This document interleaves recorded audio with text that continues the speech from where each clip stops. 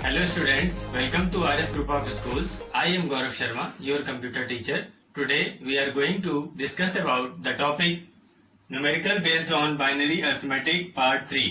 आज हम आपको बाइनरी अरिथमेटिक के जो न्यूमेरिकल्स हैं उनका थर्ड पार्ट बताएंगे. मींस आज हम लोग बाइनरी डिवीजन के न्यूमेरिकल्स के प्रैक्टिस करेंगे, जिसके बारे में हमने आपको पहले बताया है. उसके न्यूमेरिकल्स आज हम आगे रिवाइज करेंगे और कुछ नए न्यूमेरिकल्स भी देखेंगे ताकि आपकी बाइनरी डिवीजन में भी अच्छी प्रैक्टिस हो जाए. तो पहले हम न्यूमेरिकल्स में जाने से पहले हम उसके एक टेबल के बारे में थोड़ी सी बात कर लेते हैं. इसको रिवाइज कर ले रहे हैं कि किस तरीके से हम लोग बाइनरी डिवीजन में जो हमारे बाइनरी डिजिट्स होती हैं 0 और 1, उनको किस तरीके से हम लोग आपस में डिवाइड करते हैं उसके बारे में डिस्कस कर ले. फिर हम इनके न्यूमेरिकल्स देखेंगे. तो देखिए यहाँ पर आपने जितने भी बाइनरी का एडिशन, सब्ट्रैक्शन, मल्टीप्लिकेशन और डिवीजन, ये 4 चीजें हम लोग बाइनरी अरिथमेटिक में करते हैं. तो इन 4 चीजों में से जो हमारी स्टार्टिंग की चीजें हैं जैसे कि हमारी एडिशन, सब्ट्रैक्शन और मल्टीप्लिकेशन, उसकी जो टेबल हम बनाते हैं उसमें हम लोग 4 कॉम्बिनेशंस लेते हैं. 0 और 1 के 4 पॉसिबल कॉम्बिनेशंस लिए जाते हैं. यहाँ पर जो हमारे डिवीजन के मेथड में कॉम्बिनेशन मिलते हैं वो हमारे ओनली 2 कॉम्बिनेशन हमको मिलते हैं. ये नॉट डिफाइंड है, ठीक है. तो केवल 2 कॉम्बिनेशन हम लोग यूज करेंगे डिवीजन मेथड में. और जो हमारे जब हम लोग एडिशन, सब्ट्रैक्शन और मल्टीप्लिकेशन करते थे तब वहां पर हमको 4 कॉम्बिनेशन देखने को मिलते थे. तो उसके बारे में हम लोग पहले डिस्कस किए हुए हैं. तो देखिए 2 कॉम्बिनेशंस कौन कौन से होते हैं. यहाँ पर एक तो होता है कि 0 में 1 से भाग दिया जाए तो वो हो जाएगा, और एक होता है 1 में 1 का भाग दिया जाए तो वो, ठीक है. तो 0 और 1 में जब डिवीजन होता है तो आंसर आता है यहाँ पर 0/1 होता है तो आंसर आता है 0, और जब 1/1 होता है तो उसका आंसर आता है 1, ठीक है. इसी तरीके से अगर हम यहाँ पर क्या लिखा हुआ है 1/0, अगर हम 1/0 कर देते हैं तो वो नॉट डिफाइंड होता है, अपरिभाषित होता है, उसकी कोई वैल्यू नहीं होती, ठीक. इसलिए हम इस कॉम्बिनेशन की बात नहीं करते हैं.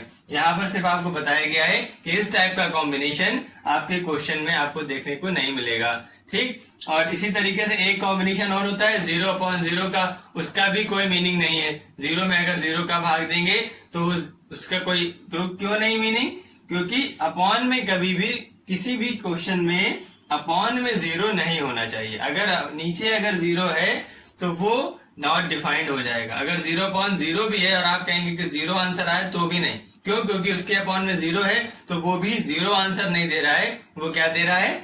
Not defined. 0 आंसर तब आएगा जब 0 ऊपर होगा. इतनी बात समझ में आई.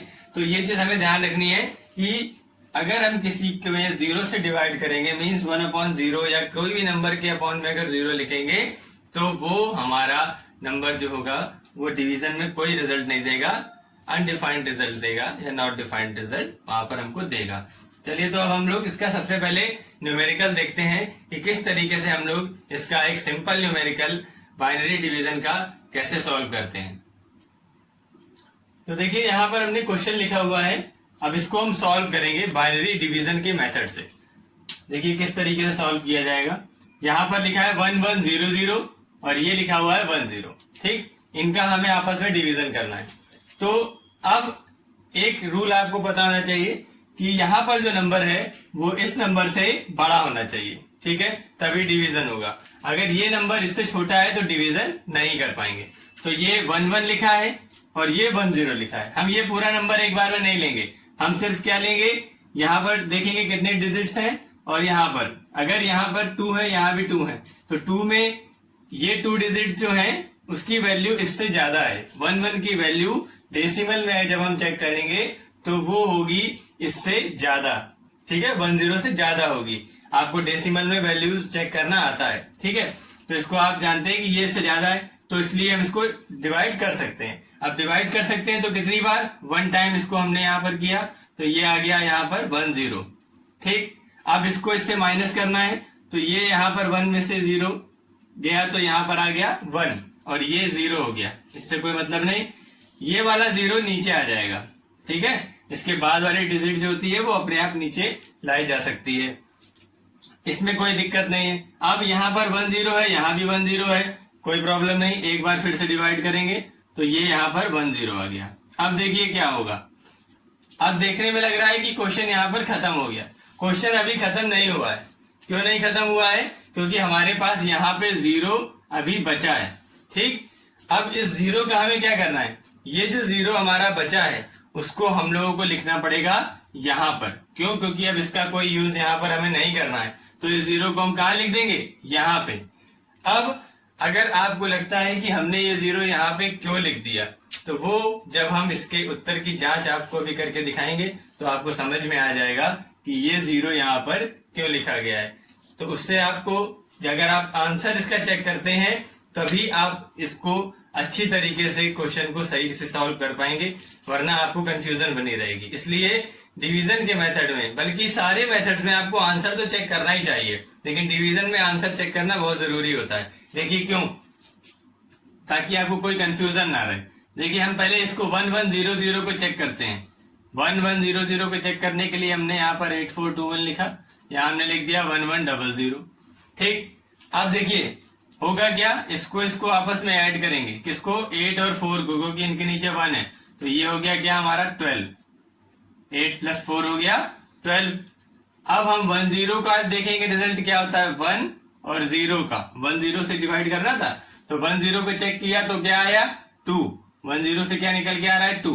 मतलब कहने का क्या कि हमें डिवाइड करना है 2 से 12 में। ठीक, अब इसको हम इस पर डिवाइड करेंगे तो ये जो सबको दिख रहा है क्या आंसर आएगा? 6 टाइम्स आएगा, और यहाँ पर ये क्रॉस हो गया। अब देखिए, अब हम लोग चेक क्या करना चाहते हैं कि यहाँ पे 0 क्यों आ गया। तो रिजल्ट क्या आया है यहाँ पे? 6। ठीक है, क्या रिजल्ट आया है? 6।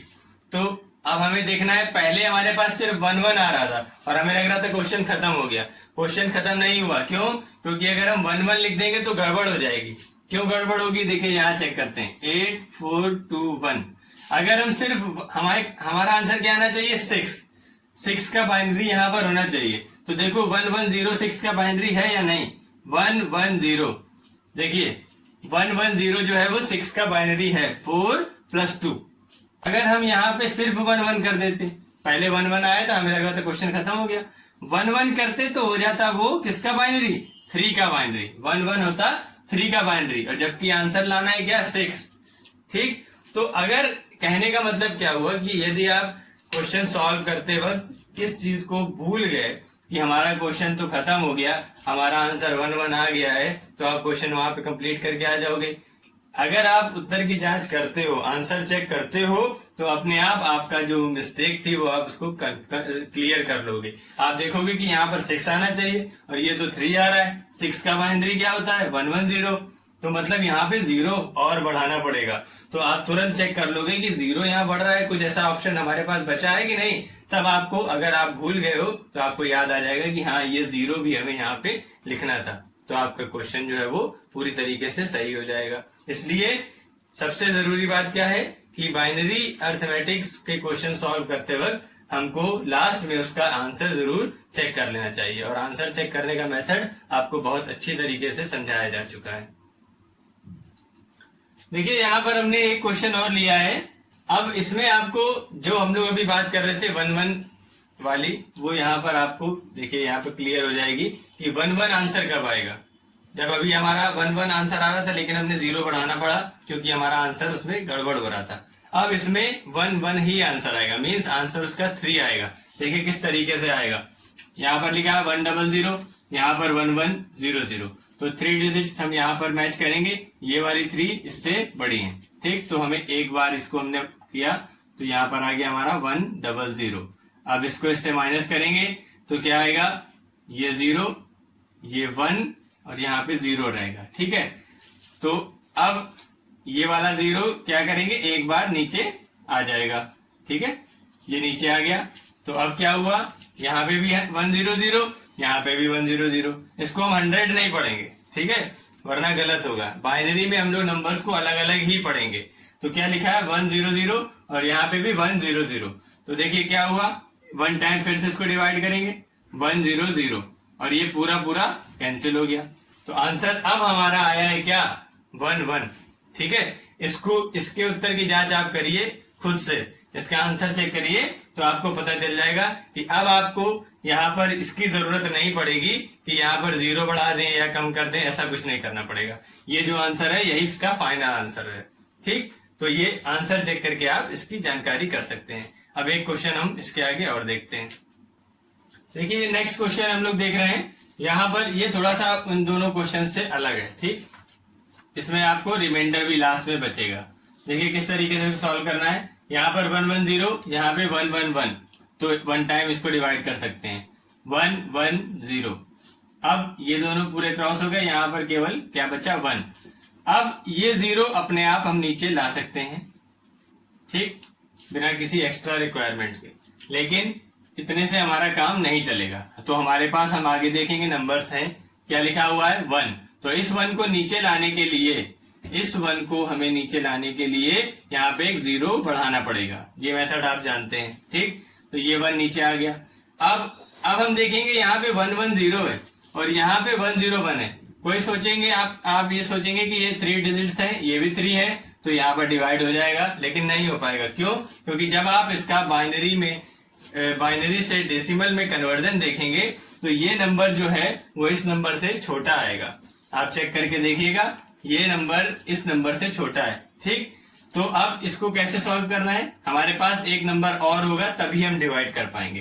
तो हमने क्या किया, इसको भी नीचे ले आए और यहाँ पे एक 0 और बढ़ाना पड़ा, क्योंकि इसको भी हम लोग अलग से नीचे लाए। अब हम इसमें डिवाइड कर सकते हैं 1 टाइम।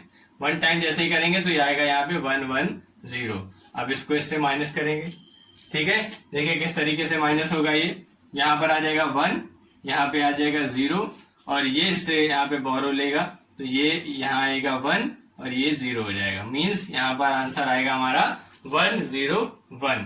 ठीक है, और यहाँ पर जो हमने भाग दिया है वो आया है, हमारा क्वेश्चन क्या आया है, भागफल क्या आया है 1 0 0 1। ठीक है, तो इसको हम लोग चेक करेंगे कि ये हमारा भागफल और जो शेषफल है, रिमाइंडर और क्वोशिएंट जो है वो सही है या नहीं। तो उसके हम उत्तर की जांच जो है वो हम लोग कर सकते हैं अपने मेथड से, 8421 वाले मेथड से हम उत्तर की जांच कर सकते हैं।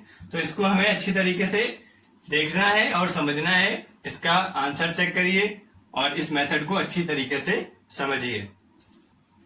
तो आपने ये 3 डिफरेंट मेथड्स देखे, जिसमें कि हमने बाइनरी डिवीजन का अलग अलग मेथड को समझा कि किस तरीके से अलग टाइप के क्वेश्चंस आएंगे तो उनको कैसे हमें सॉल्व करना है। तो उन मेथड्स को आप अच्छी तरीके से समझिए और याद रखने की कोशिश करिए। और उत्तर की जांच आपसे बार बार बताया जा रहा है कि हमारा जो आंसर चेक करने का मेथड है उसको जरूर ध्यान रखें, ताकि आपके क्वेश्चंस कभी भी किसी भी तरीके से रॉन्ग नहीं हो पाएंगे। अगर आपने उत्तर की जांच सही से कर ली तो आपका कभी भी आप बिल्कुल श्योर होकर के आएंगे एग्जाम से कि आपने जो ये क्वेश्चंस किए हैं वो बिल्कुल पूरी तरीके से सही हैं। ठीक है, तो इन मेथड्स को अच्छे से समझिए, फिर आगे हम लोग नेक्स्ट टॉपिक्स की डिस्कस करेंगे। तब तक के लिए keep studying and be happy always. Thank you.